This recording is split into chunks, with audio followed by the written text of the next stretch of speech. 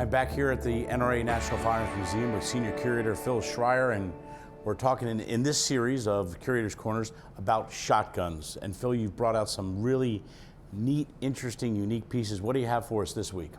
John, Civil War buffs know the name Christopher Spencer very well because of the very unique self-contained metallic cartridge Spencer firing carbine and rifle from the Civil War. In fact, Custer's troops were armed with them at the Battle of Gettysburg. It's always been a pretty neat rifle and carbine. They were successfully used throughout the Indian War period and the post-Civil War era.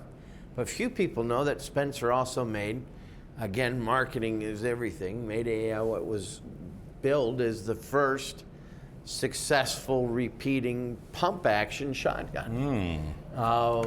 So here it has the standard layout of what we've all come to know and love as a pump-action shotgun. But watch the action here. It's somewhat unique. You bring that down, and then as you bring it, that's how it Hello. ejects, and Wow. now you're set. So it's a very interesting little operation. It was invented in 1882. Again, designed to take black powder cartridges. There were a significant number made and sold. Spencer eventually sold the patent and the manufacturing rights over to Francis Bannerman of New York. And Bannerman, who had one of the most incredible military surplus arms catalogs of the late 19th, early 20th century, manufactured and sold these until 1907 in New York. Now, Phil, so many times we've talked about different innovations and what sticks and what doesn't. We saw a rotary action, a bolt action. Now the pump. Everyone knows about a pump action shotgun. So obviously this design stuck. The actual physical, pump part of it stuck. Not that, this that internal Rube Goldberg designed operation did not last long. Yeah. But there was they were fairly successful for the time, and did well in both 10 and 12 gauge. Wow, that's pretty neat. So a lot of these shotguns come around at a same period of time from the black powder in. Sort of the genesis of the shotgun is when it first is that when it first got developed? Well, the shotgun was literally the first gun. I mean, when you talk about properties of firearms, a shotgun is the first gun from about 1350. Oh. It's just a pipe that takes a lot of projectiles at once. Your hand cannon. And truly, the shotgun is the mother of all guns.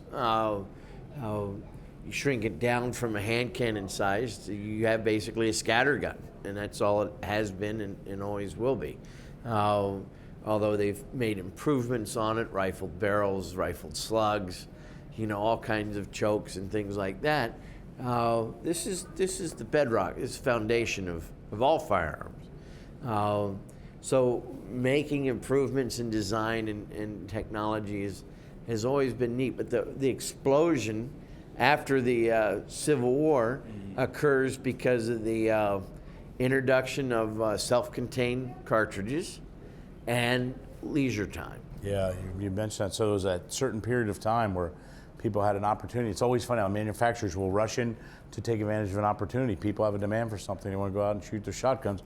We'll give them a shotgun. So, and as soon as the creek between here and the Bull Run Regional Shooting Center thaws out, we can go skeet hunt shooting sometime this spring or late summer, maybe. When spring does come. When it does get here, we'll take some neat stuff out. Great. How can people see these wonderful firearms in person here, Phil? John, this gun is on display with about 3,000 other firearms here at the National Firearms Museum at NRA headquarters in Fairfax, Virginia. We're located at the intersection of Route 66 and Route 50 in Northern Virginia, just outside the Washington, D.C. Beltway. We're open 7 days a week. We have free parking and free admission.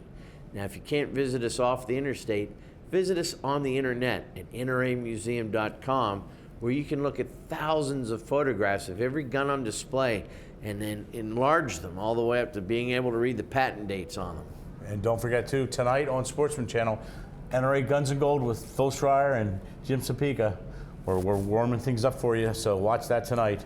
And we'll be back next week with another shotgun edition of the Curator's Corner. All if the creek don't rise or freeze. Or freeze. I look forward to it. Thanks, Phil. Thank you, John.